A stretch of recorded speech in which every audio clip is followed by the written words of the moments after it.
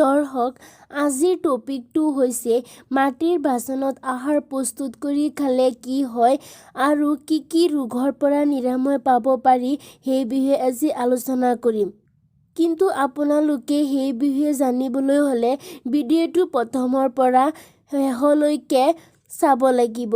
পুৰণি কালত মাটিৰ বাচনত আহাৰ প্ৰস্তুত কৰাৰ নিয়ম আছিল আৰু এই নিয়ম বহু যুগ ধৰি চলিছিল।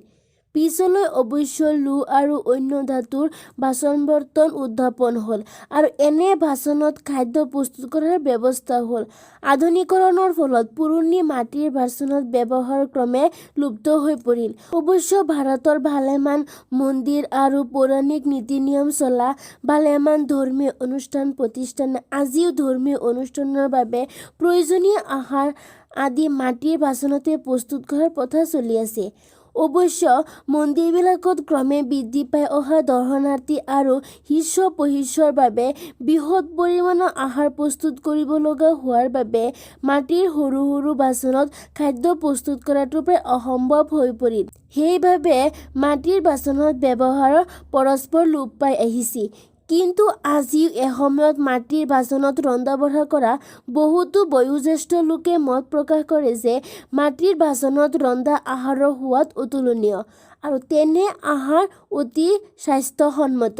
প্ৰাচীন আয়ুৰ্বেদ শাস্ত্ৰতো মাটিৰ বাচনত কম জুইত ৰন্ধা আহাৰহে খোৱাৰ পৰামৰ্শ দিয়া আছে। মাটিৰ বাচনত আহাৰ প্ৰস্তুত কৰা তৃপ্তিদায়ক আৰু পুষ্টিকাৰক। মাটিৰ তাৱাত বনোৱা ৰুটি খাবলৈ যথেষ্ট সোৱাদ লগা হয়। এনে ৰুটিৰ পুষ্টি উপাদান নষ্ট নহয়। এনে বাচনত বনোৱা ৰুটিৰ পুষ্টিগুণ বৃদ্ধি পায় আৰু এনে খাদ্যই শৰীৰৰ ৰোগৰ আশংকা নাশ কৰে। মাটিৰ বাচনত আহাৰ প্ৰস্তুত কৰি খালে কোষ্ঠবদ্ধতাৰ পৰা মুক্তি পায়। আজিকালি কৰ্মব্যস্ততাৰে ভৰা জীৱনশৈলীৰ মাজত কোষ্ঠবদ্ধতা এক এৰাব নোৱাৰা সমস্যা ৰূপে পৰিগণিত হৈছে। এই সমস্যা প্ৰায় সকলোৰে দেখা যায়। দীৰ্ঘদিন ধৰি কোষ্ঠবদ্ধতাত ভুগি থকা লোকে মাটিৰ তাৱাত বনোৱা ৰুটি, মাটিৰ বাচনত বনোৱা দালি, পাচলি, তৰকাৰী আদি খালে এই সমস্যাৰ পৰা নিৰাময় পোৱা যায়। মাটিৰ বাচনত আহাৰ প্ৰস্তুত কৰি খালে পেটৰ গেছৰ পৰা মুক্তি পায়। মাটিৰ তাৱাত বনোৱা ৰুটি, মাটিৰ চৰুত বনোৱা দালি, তৰকাৰী আদি খাই থাকিলে পেটত গেছ জমা হোৱাৰ সমস্যা নিজেই নাইকিয়া হয়। যদি আপুনি দিনৰ দিনটো অফিচত বহি থাকিবলগীয়া হৈছে বা অন্য কোনো কাৰণত বহি থাকিবলগীয়া হৈছে, তেতিয়াহ'লে আপোনাৰ পেটত গেছ হোৱাৰ সমস্যাত ভুগিছে, তেনেহ'লে মাটিৰ বাচনত আপোনাৰ আহাৰ প্ৰস্তুত কৰাৰ ব্যৱস্থা কৰক।